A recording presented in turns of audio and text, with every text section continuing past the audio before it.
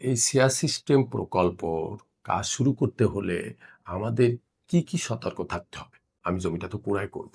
কুড়াই করা জমি যদি কোনো প্রকারের সমস্যা সৃষ্টি হয়, তাহলে তো পুরো সিয়া সিস্টেমটাই আমাদের বিঘ্ন ঘটবে। জমি কুড়াই করতে গেলে সর্বপ্রথম জমির কাগজপত্র যাচাই করতে হবে। যদি ব্যক্তি মালিকানা সম্পত্তি হয়, অর্থাৎ ভূমি মন্ত্রণালয়ের সম্পত্তি হয়, তাহলে সিএস পর্সা, এসএ পর্সা, আরএস পর্সা, বিআরএস পর্সা সঠিক আছে কিনা, মিউটেশন করা আছে কিনা, খাজনা দেওয়া আছে কিনা, খাজনাটা ডিজিটাল পদ্ধতিতে অনলাইন করা আছে কিনা যাচাই করতে হবে। আরও একটা বিষয় যাচাই করতে হবে যে পর্চাগুলো ধারাবাহিকতা মিল আছে কিনা। আর যদি দলিল করা থাকে তাহলে বায়া দলিল, সেই দলিলগুলো যাচাই করতে হবে। সেই দলিলগুলো সাব রেজিস্ট্রি অফিসে যেয়ে যাচাই করতে হবে। আর এই জমির কাগজপত্রগুলো সব ভূমি অফিসে যাচাই করতে হবে।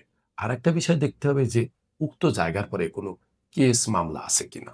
যদি উক্ত জায়গার পরে কোনো কেস মামলা থেকে থাকে, তাহলে সাথে কোর্টে যেয়ে সেটা খোঁজ নিতে হবে যে উক্ত জায়গা দিয়ে কোনো লোন নেওয়া আছে কিনা, বা অন্য কোনো লোকের নামে বায়না করা আছে কিনা, বা উক্ত জায়গাটা কারো মর্গেজ করা আছে কিনা, কোনো ব্যাংকের সাথে লেনদেন করা আছে কিনা, এ বিষয়েও আমাদেরকে খোঁজ খবর নিতে হবে।